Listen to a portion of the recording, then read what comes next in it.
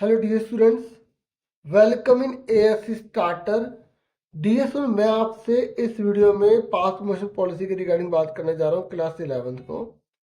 एक बात मैं आपसे पहले ही कर दूं, देखिए जो भी मैं यहाँ पे डिस्कस कर रहा हूँ, ठीक है, आप इसके बेस पर अपना पूरा का पूरा डिसीजन मत मान लेना कि मैं फेल हो जाऊंगा या मैं जो है मतलब कोई भी नेगेटिव थिंकिंग आपको नहीं लेनी। मतलब कहने का ये है, आप इसको मैं जो बता रहा हूँ ये बता रहा हूँ, आप इसको देख लें, ठीक है, और आगे ले लें, लेकिन इसके बेस पर आपको नेगेटिव बिल्कुल नहीं सोचना।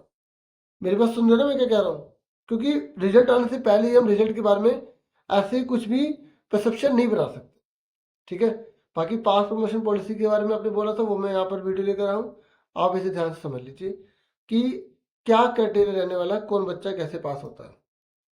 देखिए, अगर आपको पता हो तो मैं बता दूं कि मिड टर्म और एनुअल टर्म जो आपने एग्जाम दिए हैं, तो ये अलग अलग कैटेगरी के होते हैं। जैसे कुछ एग्जाम ऐसे होते हैं बच्चों के जिसमें थ्योरी 70 मार्क्स की होती है, प्रैक्टिकल 30 मार्क्स का होता है, ठीक है। कुछ एग्जाम ऐसे होते हैं जिसमें थ्योरी 30 मार्क्स की होती है, प्रैक्टिकल 70 मार्क्स का होता है।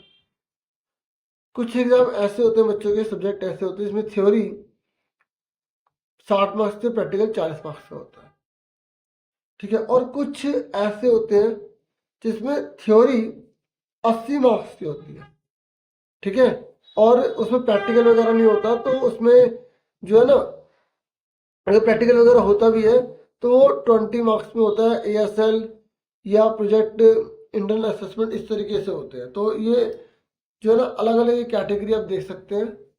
तो आपको पता है कि आपने जो एग्ज़ाम दिया है वो 3 घंटे का दिया, 80 नंबर का दिया है। अगर आपको कोई पैटर्न नहीं भी पता तो भी कोई टेंशन नहीं है, ठीक है। तो क्या है क्राइटेरिया, उसको आप मैं समझाने जा रहा हूँ, ध्यान से समझिएगा। देखिए, पास होने के लिए ना 100 में से 33% चाहिए। तो जैसे बच्चे ने कोई थ्योरी दिया, प्रैक्टिकल दिया है, तो टोटल जो है 100 में से 33 चाहिए। और थ्योरी और प्रैक्टिकल में बच्चे को अलग अलग पास होना जरूरी है, ठीक है। तो एक बात और बता दूं, कंडीशन क्या है, ये बहुत बेनिफिशियल है।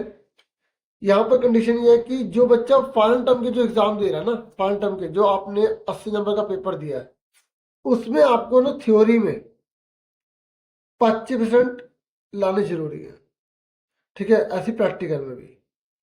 और टोटल जब 100 नंबर का बनेगा ना वो, तो उसमें उस बच्चे के 33 आने चाहिए। अगर किसी बच्चे के फाइनल टर्म में 25% नंबर आ रहे हैं, कितने आ रहे हैं, 25% आ रहे हैं, तो उसको जो है ना प्रमोट किया जा सकता है, अगर उसके 100 में से 33 नहीं बन रहे। तो कहने का मतलब यह है कि मान लो किसी बच्चे के 80 में से जो है मान लो आ रहे हैं 26 आ रहे हैं, और जब उसे 100 में से करते हैं प्रैक्टिकल वगैरह में, वो मान लो 25% से पास हो जाता है, ठीक है। 20%, 20 का 25% कितना होता है, 10 नंबर होते हैं। तो ये तो आराम से पास ही होगा, क्योंकि यह 36 होगा तो आराम से पास है, इसमें कोई दिक्कत नहीं है, ठीक है। तो अगर हम यहाँ देखते हैं कि अगर बच्चे के यहाँ पर जो है 80 में से मान लो 22 नंबर आए, और अब उसके प्रैक्टिकल में 10 नंबर आए, तो यहाँ पर कितने हो गए, 32 हो गए। अब एक नंबर से चाहिए, क्योंकि वो थ्योरी में 25% लाया है, 25 220 से ऊपर लाया, 22 लाया, तो यहाँ 32 से तो इसे एक नंबर मिल जाएगा, तो 33 हो जाएगा, उसको ग्रेस मिल जाएगी, पास हो जाएगा, ठीक है। तो इस तरीके से ये मैंने बता दिया। ग्रेस टोटल 10 मार्क्स की मिलेगी। मान लो बच्चे के 4 सब्जेक्ट में 2-2 नंबर कम पड़ रहे हैं, तो चारों में 2-2 नंबर मिल जाएंगे, ठीक है, और वो पास हो जाएगा। लेकिन कंडीशन यही है कि जो भी आपने एनुअल टर्म के पेपर दिए हैं, ये कन्वर्ट हो जाते हैं बाद में, वो अपने आप ही कंप्यूटर वगैरह कर लेते हैं, ठीक है। तो आपको जो इतना याद रखना कि आपने 70 नंबर का पेपर दिया है, तो 70 का 25% कर लो, कितना बनता है, ठीक है। तो 7×5 = 35, 7×2 = 17, 17.5 यानी कि 18 नंबर उसको लाने हैं। तो मेरा 80 नंबर का दिया है, तो 25×8 = 200 होता है, 20 नंबर से पास होना है। और उसके बाद इंटरनल वगैरह जो भी इसके मिला के, मिड टर्म वगैरह के मिला के, ठीक है, प्रैक्टिकल वगैरह के मिला के टोटल अगर 33 बन जाते हैं या उससे ज़्यादा हो जाते तो पास है। तो ये मैंने आपसे पास प्रमोशन पॉलिसी 11th क्लास की शेयर कर दी है, ठीक है। और इतना ही था इस वीडियो में। Thank you for watching and listening carefully. Take care dear students and all the best. आप सब अच्छे नंबर से पास हो।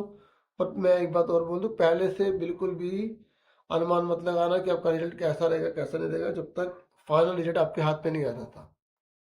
Thank you. Take care dear students.